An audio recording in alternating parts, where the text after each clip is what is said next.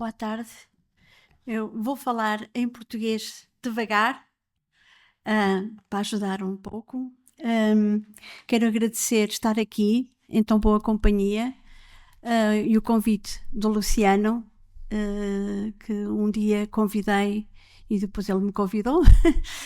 Convidei para vir trabalhar, vir ajudar os meus alunos e participar nas críticas com os meus alunos num trabalho que fizemos transfronteiriço, que também trago aqui para vos mostrar. Luciano, eu sou arquiteta 100%. Quando digo arquiteta, é território e edificação. E dedico a minha vida à arquitetura. E, portanto, seria difícil vir falar de ensino e de passar a mensagem do valor da arquitetura para a sociedade sem falar do trabalho que desenvolvo, porque é esse trabalho que eu faço, não é? É isso que me move.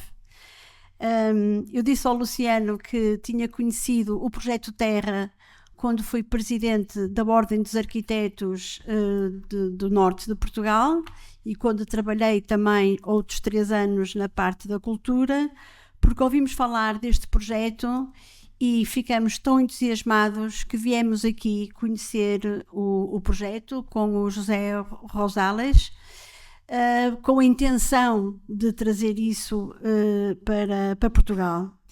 Porque, como eu estava conversando com a Isabel, não existe arquitetura sem pessoas. Quer dizer, o foco dos arquitetos é trabalhar com os cidadãos e, portanto, se a cidadania é a nossa quase principal objetivo, não é? Trabalhar a cidadania e trabalhar o território, porque no território é a vida, onde se envolve toda a vida, a nossa vida, a dos animais, a das plantas, e tudo isso diz respeito à arquitetura, e tudo isso é arquitetura. E, portanto, ter a oportunidade de estar a defender aqui a importância do projeto Terra é realmente, digamos, é uma honra, não é? Porque é aquilo que eu acredito que deve ser feito. Eu vou-vos falar muito rapidamente, queria só prestar um esclarecimento. Eu não trabalhei com David Chipperfield, foi o meu marido, embora eu o conheça bem. Trabalhei com com Norman Foster e depois trabalhei com o arquiteto Souto Moura, Eduardo Souto Moura. E o meu marido trabalhou com o David Chipperfield e com o CISA, mais ou menos esclarecimento. Bem, vamos falar rapidamente do que é que foi depois este projeto Mais do que Casas, mas vamos começando então a nossa apresentação, muito rápida. Esta, no fundo, a introdução é como se fosse uma cidade feita com os nossos projetos e, na realidade, eu estava a falar com a Isabel, a dizer que o cidadão ou as pessoas procuram a cidade e, portanto, a cidade é o nosso campo de trabalho. As pessoas não vivem isoladas. Quando estão numa aldeia, juntam-se duas com a sua casa, uma ao lado da outra, porque precisam de sociedade, não é? E daí também vem a palavra cidade. A cidade e cidadania. Uma grande forma que os arquitetos estão sempre a debater-se e querem sempre como é que eu vou aplicar a participação dos cidadãos. Agora teve o José a falar. Não queremos que a nossa arquitetura venha de cima para baixo, mas gostamos que a nossa arquitetura venha de baixo para cima, que sejam os cidadãos a informar a nossa arquitetura. Esta imagem é muito conhecida, é da Revolução do 25 de Abril, que para nós celebramos agora os 50 anos e, portanto, é esse o símbolo de que as pessoas realmente são aquilo que nos interessa. Uma vez pediram-nos para fazer, a mim e ao meu marido, elegêssemos uma obra de arquitetura que diziam que seria a palavra que amássemos e admirássemos, e nós não conseguíamos escolher essa obra de arquitetura. Estávamos a pensar, é uma casa do Corbusier, é uma torre em Nova Iorque, o que é essa obra de arquitetura para nós mais bonita que a gente possa eleger? E chegamos à conclusão que a nossa obra preferida é a cidade como um todo, qualquer cidade, todas as cidades. E então escrevemos este texto em que chamamos Eu Cidade, também gostamos de ler, juntando textos de vários autores, que descreviam pedaços de cidade, ou a vida na cidade, e fizemos um pequeno texto, um pequeno conto. E fizemos também esta imagem, em que juntamos tudo sobre a cidade, não é? Tudo que nós conhecemos e que admiramos. E, portanto, isto foi a nossa imagem e foi o nosso objeto de desejo. O problema da habitação que tivemos no 25 de Abril, e que conseguem ver na primeira imagem à vossa esquerda, das reivindicações da habitação. Habitação, não há dignidade humana, não há cidadania sem habitação e sem casa. E essas casas, obviamente, é aquilo que nos permite sermos alguém e fazermos alguma coisa. Agora em Portugal, estão a ver, isto é a segunda manifestação agora em 2022 e infelizmente 50 anos passados da Revolução continuamos a ter um problema de habitação. Felizmente com caráter diferente, não vem de tanta pobreza, mas traz muita angústia aos jovens, traz muita angústia às pessoas da classe média que têm que sair das cidades porque não conseguem pagar as rendas. E, portanto, é um problema que depois vai dar origem àquilo que eu vos falei e ao projeto em que estou envolvida agora, que se chama Mais do que Casas. Esta era a situação de Portugal em 1974 e esta fotografia é uma fotografia real de um bairro onde havia pelo menos 22 bairros de lata em Setúbal, no redor de Setúbal, que é uma cidade portuária, e de grande pobreza, em que 25% da população vivia na pobreza.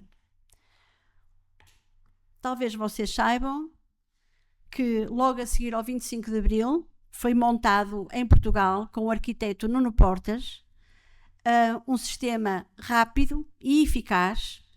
Aliás, foi tão bom esse sistema que politicamente acabou ao fim de 33 meses, porque rapidamente conseguiram juntar brigadas com arquitetos, geógrafos, sociólogos, mediadores,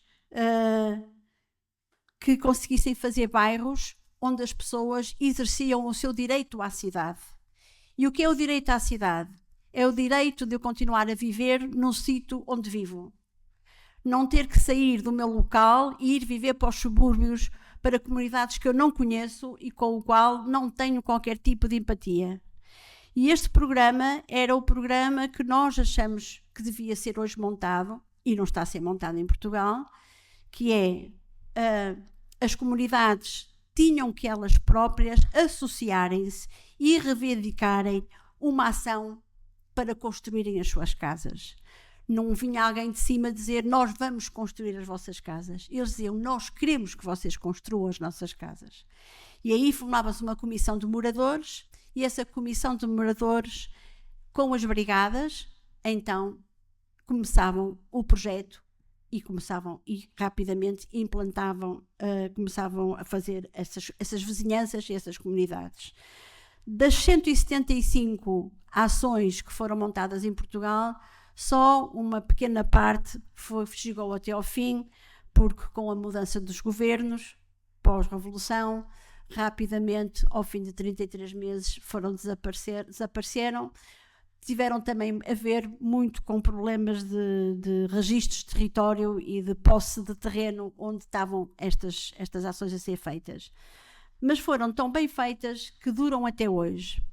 E continuam a ter a Associação dos Moradores a trabalhar e a acolher as pessoas que vão para estas comunidades. E, nesse sentido, são casos de sucesso. E ainda há pouco tempo estive a apresentar este projeto na Irlanda, na Ordem dos Arquitetos Irlandeses, em Dublin, e toda a gente se queixa que hoje os processos são muito burocráticos e que é preciso pensar muito no dinheiro em que se gasta e há muita contenção económica. No entanto, nesta altura, Portugal não tinha dinheiro nenhum e conseguiu montar com rapidez e com pouca burocracia estas ações. E, portanto, é preciso aprender, às vezes, com o que vem de trás para podermos andar para a frente. Então, estão a ver aqui as casas todas com pátio, as pessoas queriam todas jardins, queriam todas um pequeno terreno no exterior. E agora estão a ver as casas antes e depois pela apropriação. Nós, enquanto arquitetos, sem dúvida que ficamos desgostosos, mas por outro lado também sentimos que ganhamos, porque a apropriação das pessoas das suas próprias casas quer dizer que tomam conta delas, que estimam nas comunidades onde vivem. Vejam um pouco interiores, fotografias que tiramos muito recentemente. Lindas. Bem, esta é a Malagueira, muito conhecida, em Évora. Isto é uma fotografia da altura da construção. Agora, antes, agora. Esta é fotografias de agora. Também. Fotografias de agora. A Malagueira é um caso muito interessante. Teve uma população gigante em comparação com o que era Évora e tinha grupos de pessoas ciganas, pessoas que tinham vindo das ex-colónias e que não tinham sítio onde viver e foram viver para ali, e pessoas que vinham do campo, da pobreza extrema que havia no Alentejo, e juntaram-se naquela quinta. E, portanto, era uma sociedade, um grupo, uma comunidade muito diversa, não é? Não era só um tipo de comunidade, e o arquiteto Cisa teve a capacidade de, com todos eles, com grupos muito diferentes, construir uma nova comunidade, responder aos seus desejos. Uns tinham os muros mais altos, outros tinham os muros mais baixos, podia ter um quarto, podia ter 5 quartos, e portanto foi um projeto que perdurou, demorou, ainda não está completo, é uma obra em aberto, ainda lhe faltam alguns equipamentos, e agora têm nova população, com as pessoas que vêm das Ásia e que estão a trabalhar nos campos, não é? E também agora vão viver para a Malagueira, e portanto é uma comunidade em transformação. Como pensar a cidade inclusiva? É precisamente agora um outro ponto, não é? Eu apresento só aqui um projeto nosso muito rápido, que é uma escola, para demonstrar como na minha prática profissional eu penso ou tenho como guia esta vontade e o problema é muito pequeno. A solução, na minha opinião, é muito pequena, mas isto é uma escola primária. Estão a ver aqui os miúdos todos a correr. Isto é a sala de aula. Isto é a sala de aula. E qual foi o nosso princípio ao desenhar esta escola? Foi que, como vocês podem ver, ela é toda construída em bloco de betão, de cimento, não é? Muito básico. E a nossa ideia, isto é numa vizinhança que é relativamente pobre, nos arredores do Porto. E muitas vezes nós vamos fazer o nosso melhor projeto, o melhor que conseguimos fazer. E às vezes esse melhor projeto é melhor demais, é rico demais, é impositivo demais. E então o que nós pensamos foi, eu vou fazer um edifício que vai trabalhar bem a luz, que vai trabalhar bem os espaços, mas os materiais vão ser muito simples. É igualzinho a um parque de estacionamento do IKEA. É igualzinho a uma ferrataria onde trabalha o pai do menino. Portanto, é muito básico em termos de textura e em termos de cor. Não é impositivo. E esta foi a minha forma de eu pensar a inclusão de uma sociedade, de um grupo estudantil. Vejam que a parede está forrada com aqueles tacos de chão que são os mais baratos que se podem encontrar. E aqui por fora em cortiça. Portanto, isto foi uma forma que eu encontrei de trabalhar a ideia da inclusão num espaço escolar. Este foi um pequeno projeto que nós fizemos, um monumento ao 25 de Abril. Já estão a ver que eu sou fã da Revolução, tenho todas as razões para isso. Em que, em vez de fazer, como estava proposto em cima, fazer um monumento de uma rotunda, fazer um grande parque com 2 rampas em vermelho onde todos pudessem ir passear. E, portanto, o monumento é um parque, é um jardim para todos usarem. Novas cidades e novas comunidades. Como dar resposta à crise da habitação? como desbloquear a inovação dos modelos de habitação. O que nós sentimos hoje, e o que está a passar em Portugal, é que vamos fazer muita habitação porque está em falta. Mas a habitação que nós vamos fazer, as casas, vêm já todas descritas e dizem como é que as pessoas que vão para lá vão viver. Mas a nossa sociedade hoje é completamente multicultural. Nós temos uma enorme comunidade asiática, nós temos uma enorme comunidade brasileira, nós temos uma enorme comunidade, direi até, também de ciganos e de portugueses e de africanos, e nunca ninguém pergunta como é que eles querem viver. Porque nós pensamos, enquanto europeus, que nós é que sabemos como é que as pessoas devem viver. E, portanto, eu sei que uma sala tem que ser assim, e que uma cozinha deve ser assado, e que um quarto deve ter outra dimensão, e as entidades públicas dizem: eu sei, eu estou-vos a dar esta casa, eu sei que isto é uma boa casa. Ignoram, por exemplo, que as famílias brasileiras gostam de viver todas em conjunto, vivem todas as gerações, e, portanto, gostam de casas maiores, porque têm os avós, os pais, os filhos, os netos, todos em conjunto. Ignoram, por exemplo, que as pessoas asiáticas que vêm trabalhar querem primeiro viver em instalações relativamente pequenas e partilhadas para juntarem dinheiro para ao fim de 5 ou 10 anos poderem trazer o resto da família. Mas ninguém está a fazer casas para estas pessoas. Portanto, esta é interessante que a Bienal de Veneza de Arquitetura, que é o maior evento de arquitetura mundial, que se passa de 2 em 2 anos, era precisamente refletir sobre esta necessidade de aprendermos com os outros globalmente, e principalmente com o tão chamado Sul Global. A Europa tem que estar disponível para aprender com os outros, porque não há saída. A Europa vai ser um grande espaço multicultural. E por mais que se tente, não vai ser outra coisa. Por muito que a gente goste, que se sinta insegura, que tenha, que lastime essa transformação, é o que vai acontecer. E nós temos que construir cidade para esse futuro. O nosso futuro é para daqui a 50 anos, daqui a 100 anos. O que nós construímos hoje vai ser para daqui a 100 anos. E essa cidade, nós já não estamos cá, mas essa cidade vai estar cá. E, portanto, enquanto arquitetos, temos esta responsabilidade. Isto são alguns exemplos de habitação social que nós estamos a desenvolver agora.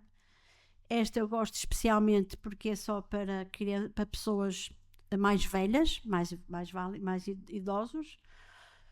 É habitação social, mas cada casa tem 2 jardins, o que é ótimo, não é? Cada casa ter 2 jardins. E outra questão que ponho aqui é a cidade como recurso, ou seja, fala-se hoje em dia até do extrativismo para a cidade, porque a cidade tem as respostas todas, ela transforma-se, tem terrenos pequeninos, tem uma esquina vazia e muitas vezes está-se a pensar em construir novos bairros, a alargar a cidade, e ir buscar terrenos agrícolas para construir a cidade, porque a cidade está a crescer, porque há falta de habitação.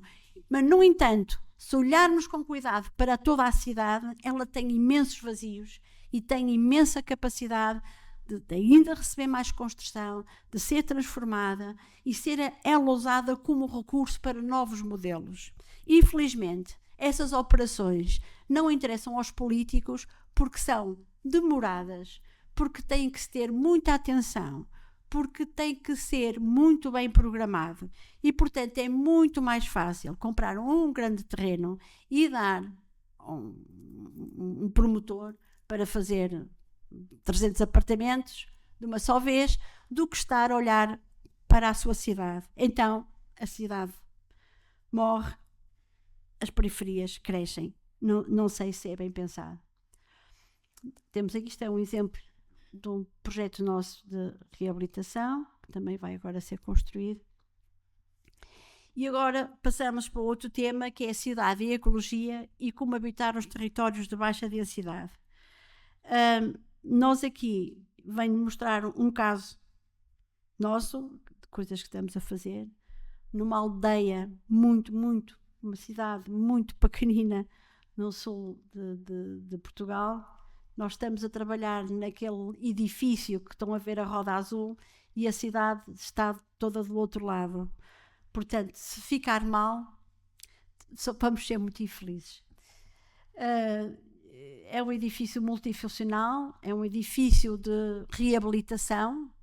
Eram uns edifícios que eram uns silos de farinha e armazéns, e agora vai ser um edifício de exposição e uma estação biológica de investigação para a Universidade do Porto. Já estão aqui em reabilitação. Depois, os arquitetos têm aí uma mania, não é uma mania, é uma vontade. A cidade muitas vezes está tapada, não funciona, as pessoas andam sempre pelos mesmos sítios. E nós, os arquitetos, temos esta tendência de ligar tudo. Ligar uma praça à praceta, ligar uma rua à outra rua, atravessar um bairro, dar vida. É uma vontade. Os arquitetos gostam de ver as pessoas andarem a mexerem-se. Não gostam de ver as cidades mortas e vazias. Querem movimento, querem dinâmica, porque senão não valia a pena haver arquitetos a trabalhar no espaço público se esse espaço público não trouxer vida às pessoas. E então, mais vida no sentido de atividade. E então, cá está um projeto cheio de ligações numa pequena vila muito pequena em Portugal. Uma nova biblioteca, um novo lago, uma zona para se estar a tomar café, mais um equipamento. Tecnologia e sustentabilidade. De novo, como habitar territórios de baixa densidade. Eu agora vou mostrar os 3 trabalhos melhores que o Luciano me ajudou com os meus alunos. Eu tinha que lançar um programa para a Universidade do Minho e não podia trazer os alunos para o Porto, porque é longe, não é assim tão longe, mas estão no Minho, não é? Devia trabalhar no Minho. E resolvi ir ver nos censos como é que eram os vários cidadezinhas pequeninas, e vi que Melgaço, que é mesmo no Rio Minho, tinha descido imenso a população nos últimos 10 anos. E há aqui um problema. Qual é o problema? Porquê é que baixou tanta população? Temos que ir lá. E então fomos lá. Foi engraçado. Chego lá, vejo uma cidade cheia de casas novas, cheia de casas, todas novas, impecáveis. O que é que se passa com esta cidade? Não tem população e está cheia de casas. Porquê? Porque é uma cidade que tem um enorme número de imigrantes a uma escala, portanto tem tantas casas quanto imigrantes. Tem o mesmo número de habitações como de população. Imaginem, são 25 mil pessoas, são 25 mil fogos. O que é impossível, não é? Mas é verdade. Não tem quase atividade nenhuma, as casas estão todas fechadas, só abrem no verão, quando os imigrantes... E isto é um problema gravíssimo, não é? É mais grave do que se chegarmos lá e as casas, não houvesse casas. É mais grave ainda, não é? Então, eu lancei este programa que se chamava O Rio Minho como Lugar Comum. Porque do outro lado do Rio Minho havia mais 2 pequenas populações, as Neves, não é? As Neves e outra população, e Salvaterra, e só há uma via rápida. Quer dizer, eu, se quisesse ir a pé a Salvaterra, não consigo. Mas só tenho que andar um bocadinho, não é? E o Rio Minho, por causa da barragem, é assim estreitinho, ali. E eu vejo as pessoas de um lado a tomar banho e eu estou deste lado aqui a tomar banho. Então, eu disse aos alunos, o Rio Minho é um lugar comum e vocês vão ter que fazer aqui algo cuja população em conjunto possa partilhar. É uma partilha e isso, o programa que isto vai ter, é o que vocês quiserem. Mas tem que ser necessariamente uma ponte. Agora, como é que é a ponte? Para que é que serve a ponte? Fisicamente é uma ponte. Vocês vão ter que descobrir. Então, isto é um grupo que fez um território de análise sobre o rio e portanto, concentrou-se no próprio rio. E o que resolveu fazer foi uma ponte construída em corda, para que os pescadores de um lado e do outro se encontrassem para comer na ponte. Na ponte, dentro de cima da ponte. A ponte não tinha que ser construída num sítio específico. Podia ser qualquer sítio. A tecnologia era muito básica, só madeira e corda. E, portanto, podia ser posta, podia haver uma, duas ou três, não é? Em qualquer sítio. E as pessoas podiam se encontrar, os pescadores ali, tinham uma mesa. E nessa mesa eles poderiam conversar e estar ali a pescar. Porque, na verdade, estes pescadores de um lado e do outro nunca se encontram. Porque não têm como. E isto parecia-me uma solução muito interessante. Outra solução foi aproveitar a ponte existente, que lá está, e fazer um caminho pedonal e ciclável desde as termas até ao meio da outra vila lá em frente e, no fundo, pendurar na ponte que existe uma outra ponte. Portanto, aquela é uma grande via muito pesada, e então pendurar uma ponte mais leve que pudesse ser pedonal e pudesse ser uma ciclovia.